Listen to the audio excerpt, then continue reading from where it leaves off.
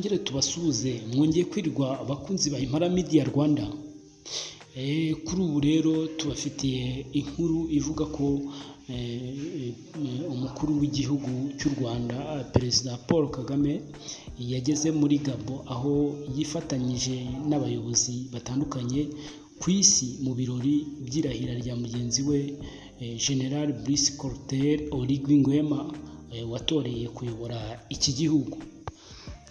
Rero ibiro by'umukuru w'igihugu Village Urugwiro byatangaje ko Perezida Kagame kuri uyu mugoroba rero yageze muri Gabon kuri uyu wa gatandatu tariki ya 3 Gicurasi 2025. Minisiteri y'umutekano mu gihugu yatangaje ko Perezida Oligui Nguema yatsinze amatora yabaye kuwa 12 Mata 2025, aho yabonye amajwi 98.85% kw'ijana.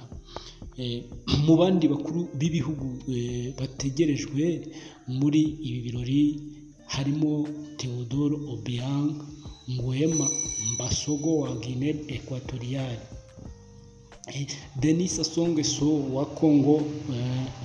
Congo, Faustin Archange Touadera wa Repubulika ya Centrafrica, Mahamat Idriss Déby Itno wa Chad na Paul Kagame w'u Rwanda. Abandi bayobozi bategerejwe ni Bassirou Diomaye Faye wa Senegal. Uyu ni perezida rero uyobora Senegal, nawe ni umuperezida mushyashya Senegal iherutse kubona. Mamadi Doumbouya wa Guinée Conakry, Adama Barrow wa Gambia na Umaro Sissoco Embalo wa Guinée Bissau n'abandi. Perezida rero mushya wa Gabon General Brice Clotaire Oligui Nguema biteganyijwe ko ibirori by'irahira rye bibera mu murwa mukuru Libreville muri stade ya Angoji. Ifite ubushobozi rero iyo stade bwo kwakira abantu 35,000. Iyi ni inshuro ya mbere mu mateka y'iki gihugu cya Gabon aho umuhango nk'uyu utari bubere mu ngoro y'umukuru w'igihugu ya Bord de Mer. General Brice rero Clotaire Oligui Nguema niwe wayoboye ubutegetsi bw'igisirikare mu nzibacyuho muri Gabon nyuma yo guhirika Ali Bongo muri Kanama 2023. Perezida Brice Oligui Nguema w'imyaka 50 y'amavuko agiye kuyobora Gabon mu gihe cy'imyaka 7 nyuma y'uko yari amaze amezi 20 ari perezida w'inzibacyuho wa Gabon.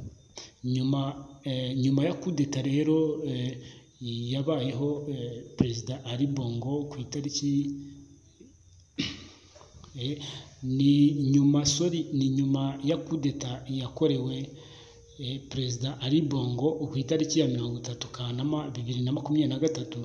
Ali Bongo yakorewe kudeta amaze imyaka 14 ku butegetsi bw'iki gihugu, ariko we nabo mu muryango we bari bayoboye iki gihugu cya Gabon guhera mu mwaka w'1967.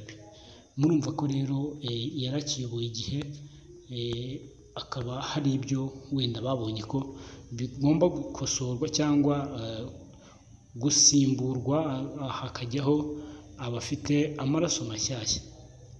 Mwakoze rero kudukurikira, mugomeze kubana natwe rwose, mudushyigikire, ndetse inkunga yanyu ni ugukanda aho ngaho handitse subscribe mu ijambo ritukura, hanyuma mugomeze kubona ibiganiro byacu ku bwinshi.